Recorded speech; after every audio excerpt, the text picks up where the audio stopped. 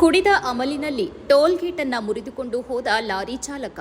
ಆಲೂರು ತಾಲೂಕಿನ ಚವಲಗೆರೆ ಬಳಿ ಇರುವ ಟೋಲ್ಗೇಟ್ನಲ್ಲಿ ಹಾಸನದಿಂದ ಮಂಗಳೂರಿಗೆ ಹೋಗ್ತಾ ಇದ್ದ ಕೆಎ 53 AC 5342 ಲಾರಿಯ ಚಾಲಕ ಕುಡಿದ ಅಮಲಿನಲ್ಲಿ ಅತಿ ವೇಗವಾಗಿ ಬಂದು ಗಾಡಿಯನ್ನ ನಿಲ್ಲಿಸದೆ ಟೋಲ್ಗೇಟ್ ಗುದ್ದಿಸಿಕೊಂಡು ಪರಾರಿಯಾಗಲು ಯತ್ನಿಸಿರುವ ಘಟನೆ ಇಂದು ನಡೆದಿದೆ. ನಂತರ ಟೋಲ್ಗೇಟ್ ಸಿಬ್ಬಂದಿಗಳು ಪರಾರಿಯಾಗಲು ಯತ್ನಿಸಿದ ಲಾರಿಯನ್ನ ಸುಮಾರು 2 ಕಿಲೋಮೀಟರ್ ದೂರದಷ್ಟು ಹಿಂಬಾಲಿಸಿ ಸಿಂಗಾಪುರ ದೇವಸ್ಥಾನದ ಹತ್ತಿರ ಲಾರಿಯನ್ನ ಅಡ್ಡಗಟ್ಟಿ ಇಬ್ಬರನ್ನ ಸೆರೆ ಹಿಡಿದು ಲಾರಿ ಚಾಲಕನಿಗೆ ಥಳಿಸಿ ಆಲೂರು ಪೊಲೀಸರಿಗೆ ಒಪ್ಪಿಸಿದ್ದಾರೆ.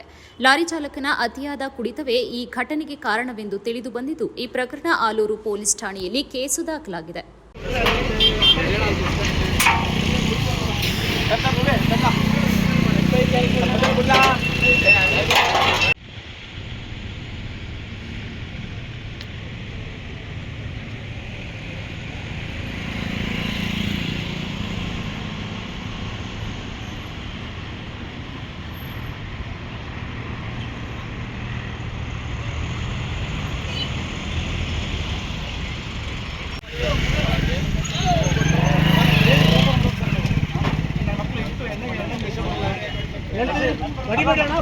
ನಾನು ಬಿಡಿಸ್ತೇನೆ ಅಂತವ